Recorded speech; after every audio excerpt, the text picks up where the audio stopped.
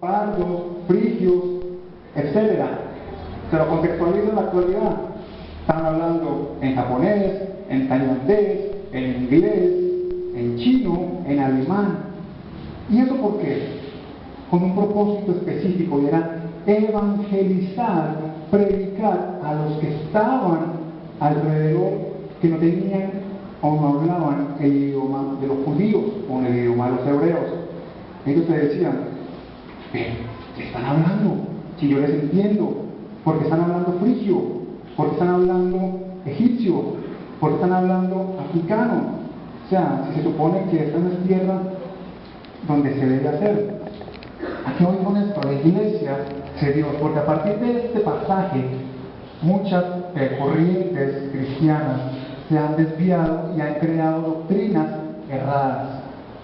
A través de este pasaje han surgido movimientos pentecostales que dicen que si usted no habla en lenguas, usted está en pecado. Que si usted no dura en lenguas hablándolas 20 días, usted no es santo. Y es verdad. Una vez una amiga me decía: yo llevo 20 días hablando en lenguas. Y yo decía: bueno, si va a hacer un mandado en la tienda, ¿cómo hace? Si va a parar un taxi para irse para alguna parte, ¿cómo va a hacer? Si se enferma y el médico le pregunta: ¿qué tienes? ¿Cómo le va a hacer? Entonces, a partir de este pasaje, mucha gente ha malinterpretado y ha creado doctrinas totalmente erradas. No quiere decir que las lenguas sean malas, no. Es un don, es un regalo que Dios permite tener a ciertas personas, que son dones para personas o para individuos específicos. Pero también deben haber personas que las sepan interpretar, porque la Biblia dice que si no hay intérprete, para sí mismo se edifica y no edifica la iglesia. Amén. Entonces, la iglesia debe ser ese estandarte, esa columna, ese baluarte que defienda la sana doctrina. ¿Qué dice Tito 2:1? Pero tú hablas lo que está de acuerdo con la sana doctrina. Amén. Creo que más claro no se puede leer. Pablo le está hablando a Tito: todo lo que hablas, háblalo de acuerdo a la sana doctrina. Pablo le dice el versículo inmediatamente anterior: Profesan conocer a Dios, pero conocerlo lo niegan, siendo abominables y rebeldes, reprobados en cuanto a toda doctrina. Ajá, y vuelve a leer el versículo. Pero tú hablas lo que está Exacto. Miren la partícula pero. Mire que Pablo le está diciendo a Tito: hay personas que van a tomar la sana doctrina y la van a distorsionar. Hay personas que van a hacer de la fe un negocio. Hay personas que van a apostatar de la palabra del Señor. No significa que la palabra sea mala entonces. No significa que si yo cojo un cuchillo para partir un tomate y con ese mismo cuchillo yo vaya y asesine a alguien, el cuchillo es malo. Es de acuerdo al uso que se le dé. Y Pablo le está diciendo a Tito: hay personas que le darán un mal uso a la palabra de Dios. Hay personas que tomarán la escritura y se inventarán cuentos totalmente rebuscados. Más adelante lo menciona, doctrina de demonios, pero dice: pero tú, haciendo enfático, pero tú, si yo le digo nombre por nombre, pero tú Dani, pero tú Vanessa, pero tú Ismael, pero tú Joaquín, pero tú Jaime, predica conforme a la sana doctrina. Pablo le está diciendo a Tito: todo lo que hables, todo lo que la iglesia enseñe debe ser de acuerdo a la sana doctrina. Amén. Y dice Hechos capítulo 18, Hechos capítulo 18, verso 18. Perdón, 18, 28.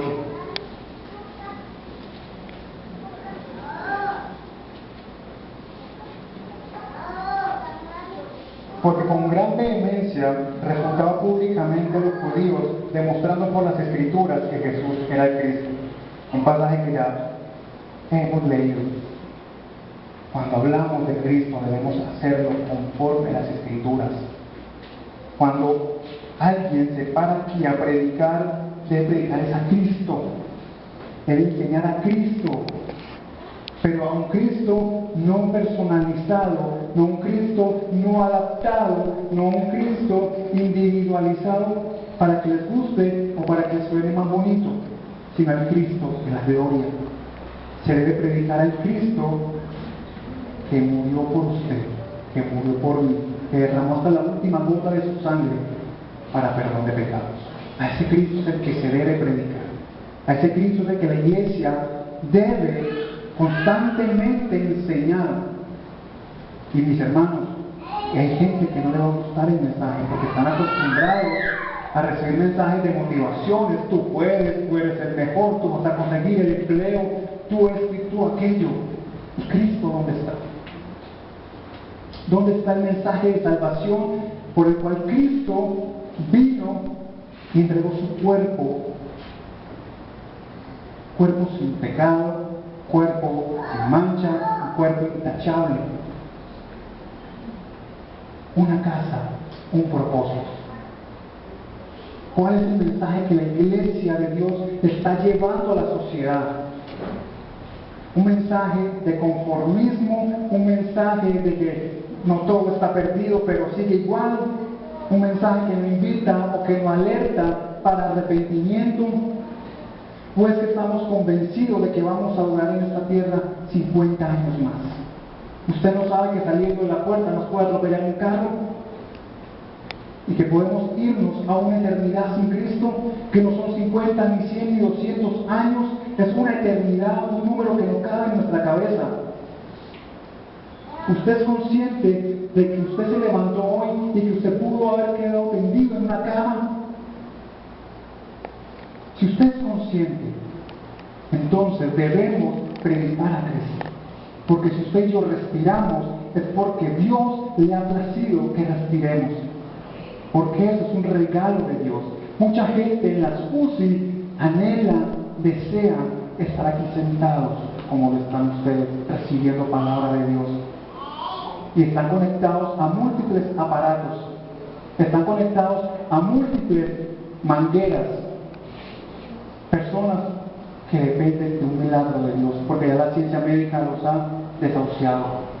Y si hoy en día no se han dado cuenta, abundan los programas en las EPS de atención domiciliaria, es porque es tan costoso el programa que prefieren que la gente vaya y se muera a sus casas. Es crear una sala de cuidados intensivos en cada hogar para medio mejorar la calidad de vida mientras fallece. Entonces, iglesia de Dios, ¿qué estamos haciendo? ¿Qué estamos haciendo? ¿Nos hemos conformado o hemos amoldado el Evangelio, hemos amoldado la iglesia de Dios a un formalismo? La hemos amoldado a una religiosidad en donde simplemente decimos, vengo a la iglesia y ya cumplí. Mi esposo me dice que venga, yo para que no me empiece a echar cantaleta, pues yo voy, pero en realidad yo no quiero ir. O mi esposa me dice, vamos, yo no quiero ir. O venimos acá y nos convertimos en cristianos calientasillas. Y nos llenamos, y nos llenamos, y nos llenamos de enseñanza. El Señor les habla una y otra vez, de una y otra manera, y lo ignoramos. El Señor nos habla día a día, y lo ignoramos. Y decimos, no, yo vengo a la iglesia, ya cumplí. Yo oré en mi casa, ya cumplí. Sí, esas son cosas importantes, esas son cosas necesarias, pero no nos podemos conformar con eso. Tristemente es la realidad. Usted y yo, como iglesia de Cristo, estamos llamados a dar lo que Dios nos ha dado. De ahí viene la palabra iglesia, que su significado original es los llamados a salir fuera. Inclusive en inglés la palabra iglesia, church, que quiere decir perteneciente al Señor, que tiene una palabra que significa kiriakón, que es perteneciente al Señor. Entonces, iglesia de Dios, no nos conformemos a ser simplemente personas que venimos domingo tras domingo y en nuestra vida no hay un cambio, que en nuestra vida no ocurre nada. Y decimos, no, es que la iglesia no me gusta, porque es que la iglesia no hacen esto, no hacen aquello.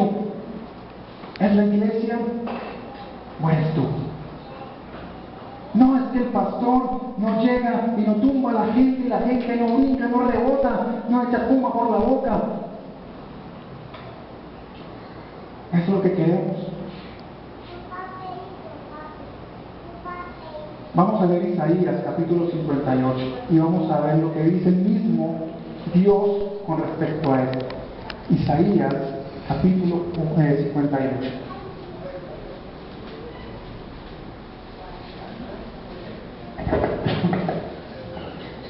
Vamos a leer desde el versículo 1. Dice, clama a voz en cuello. Es lo que estamos haciendo el día de hoy. No te detengas. A pesar de que la gente de pronto te quiera obstaculizar, la iglesia debe perseverar y persistir, ser fiel a llevar el mensaje de salvación, porque no a todo el mundo le va a gustar. Y gloria a Dios cuando nos guste, porque cuando nos gusta es cuando la palabra de Dios penetra más profundo en el corazón.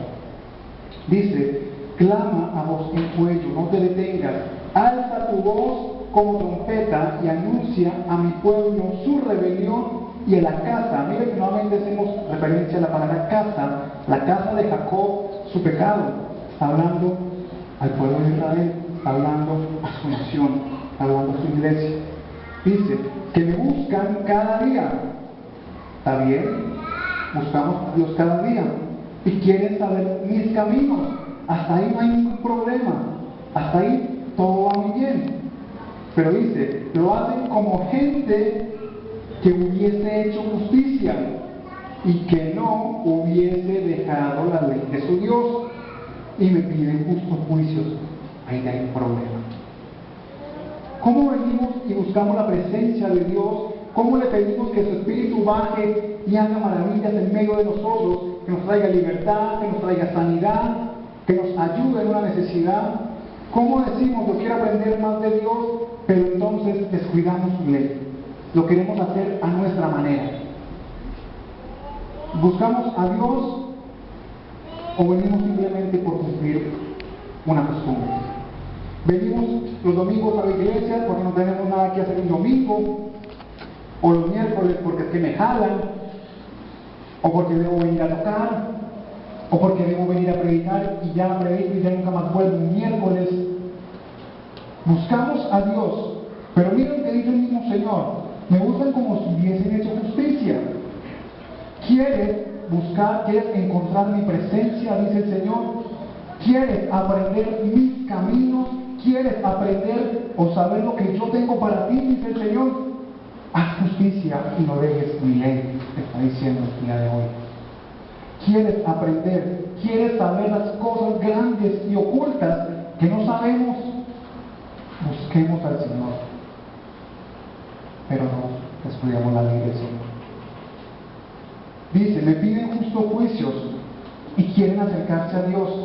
Y miren lo que dice. Aquí el Señor expone una pregunta bastante importante. ¿Por qué, dice, ayunamos y no hiciste caso? Señor, pero si yo vine a la vigilia, me estuve acá 7 horas. Señor, yo vine al ayuno congregacional, me vine sin desayunar, me vine lo más preparado posible, sin comer nada, estuve acá 5 horas. ¿Y por qué no me escuchas? Y mira lo que le dice el Señor. Sigue diciendo, humillamos nuestras almas y no te diste por entendido. Mira lo que dice el Señor. He aquí que en el día de vuestro ayuno, mira lo que pasa, buscáis vuestro propio gusto. Y aquí debemos comprender que cuando ayunamos, no ayunamos para pedirle a Dios algo, ayunamos es para darle gloria a Dios. Ayunamos es para buscar su presencia, es para aprender más de Él. Buscamos, ayunamos es para que Dios nos forme, nos dé vida. Ayunamos es para que la ley de Dios se haga vida en nuestra vida. para que haya justos juicios, para que se haga justicia. Es decir, que yo no crezca, que yo mengue y que crezca Cristo. Para eso, ese debe ser el verdadero propósito de la iglesia cuando ayuna. Amén. Amén. Amén. Gloria a Dios. Por eso es importante, mis hermanos, entender que esto Dios lo condena. Este formalismo, esta religiosidad, Dios la condena. Y muchas gentes, muchas iglesias se enfocan en atacar apostasías y apóstatas, y que el pastor apóstata. Pero muchas iglesias han ignorado algo importante, que igual de apóstata es el que se para en un altar a decir lo que no es, igual de apóstata es la iglesia que lo recibe, que lo quiere escuchar. ¿Por qué digo yo esto? Vamos a 1 Timoteo, capítulo 4, verso 1. Dice, pero el Espíritu Santo dice claramente que en los postreros tiempos algunos apostatarán de la fe. Ya se está ocurriendo. Escuchando a espíritus engañadores y a doctrinas de demonios. Hay gente que sabe que no está bien lo que este pastor, lo que este líder está predicando, y decimos amén, amén, y le decimos amén a todo, y no sabemos que lo que están diciendo es muerte. No sabemos, o si lo sabemos, lo ignoramos, que lo que están diciendo no lleva a la vida de Dios. Es igual de apóstata el que lanza ese mensaje totalmente errado, como la iglesia que busca, o que no mejor, que no busca la presencia de Dios a través de la palabra. Pero no todo es malas noticias, no todo son un panorama oscuro. La iglesia de Cristo ha sido llamada a ser testigo de Dios. La iglesia de Cristo ha sido revestida con el poder nada más y nada menos que del Espíritu Santo.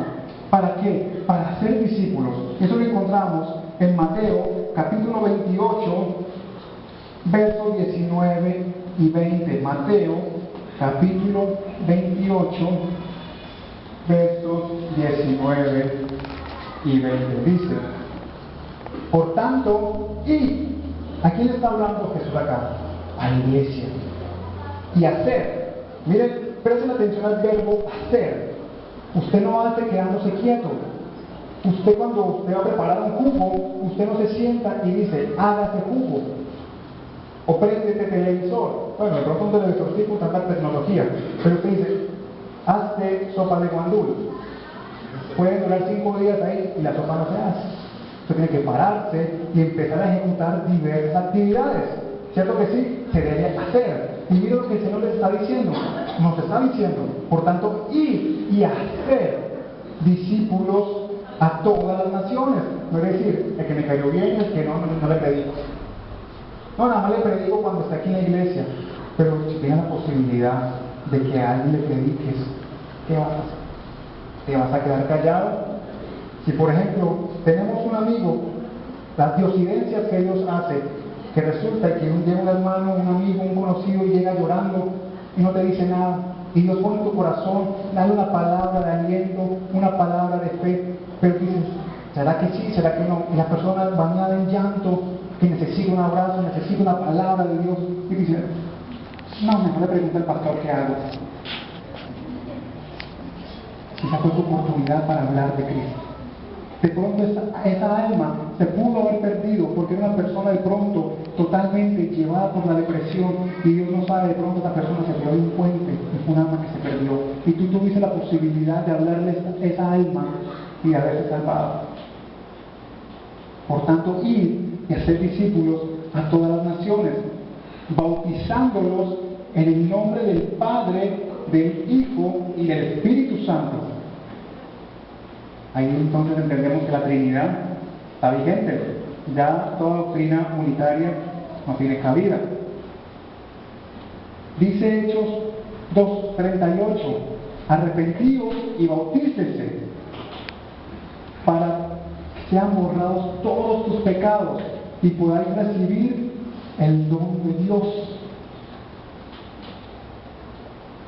Ir y predicar el Evangelio. Una casa, un propósito. Por último, vamos al libro de Hechos, capítulo 1, verso 8. Vamos a leer desde el verso 6. Estos fueron los últimos acontecimientos de Jesús en la tierra antes de partir. Entonces, los que se habían reunido le preguntaron a Jesús, diciendo: Señor, ¿restaurarás el reino a Israel en este tiempo? ¿Qué le dice el Señor? No os toca a vosotros saber los tiempos o las sazones que el Padre puso en su sola potestad. Pero, nuevamente la partícula pero, recibiréis poder. ¿Para qué? Cuando haya venido sobre vosotros el Espíritu Santo. Antes no. Necesitamos el Espíritu Santo. La iglesia necesita el Espíritu Santo para poder tener ese poder. ¿Pero poder para qué? No un poder para volar, no un poder para pasar paredes, no un poder para nunca tener hambre, no un poder para qué. Y me seréis testigos, ¿en dónde? En Jerusalén, en Judea, en Samaria y hasta lo último de la tierra. Empieza por lugares pequeños, se va echando hasta que cubra todo el globo terráqueo. Y esa palabra testigos la hemos totalmente ignorado. Decimos, no, un testigo, y hacemos referencia, no, un testigo de Jehová. La palabra testigo significa mártir. Viene de una palabra griega que significa martur. ¿Qué quiere decir eso? Morir por dar testimonio de Cristo. Eso es ser un mártir. De ahí viene la palabra testigos. La iglesia está llamada a ser testigo de Dios, a ser testigo de Jesucristo. Estar dispuesta a, si nos toca, ofrecer nuestra vida para que el Evangelio se predique, se debe hacer. Pablo lo hizo. Pablo, a él no le importaba que no le dieran un solo centavo. Él decía: lo que más me importa es ganar almas para Cristo. No me paguen, no me den nada, lo que yo quiero es ganar almas para Cristo. Y a él lo golpearon, a él lo apedrearon, lo encarcelaron. Y aún así decía: estad siempre gozosos, gozaos. Iglesia de Dios, cuando venimos a la iglesia debemos estar conscientes de que somos el templo, el cuerpo de Dios, que debemos ser conscientes de que debemos estar disponibles a presentar defensa de la fe, defensa de la verdad, defensa de su presencia, que si nos toca dar nuestra vida por eso, gloria a Dios.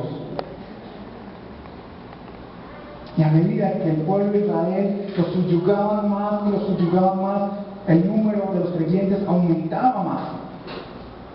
La gente creía que matándolos, martirizándolos, la iglesia de Cristo iba a verse reducida a su mínima expresión. Todo lo contrario, aumentaban más.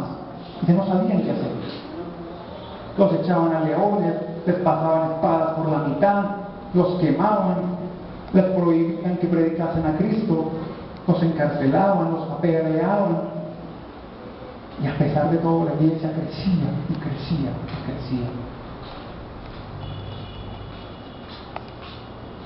Vamos a leer un libro, el libro de Éfeso, su último pasaje, Efesios capítulo 5, verso 27.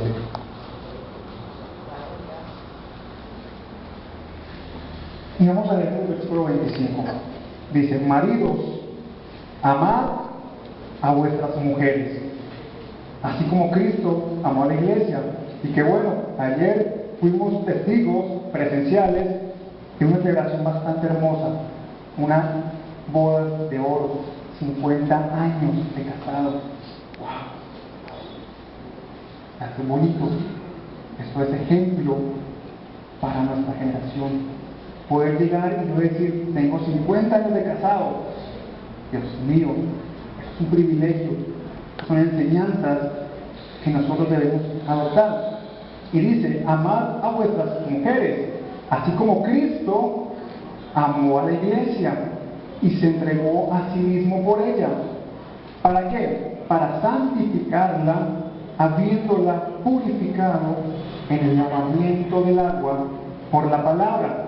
Verso 27. A fin de presentársela a quién? A sí mismo una iglesia gloriosa, que no tuviese ni mancha, ni arruga, ni cosa semejante, sino que fuese santa y sin mancha.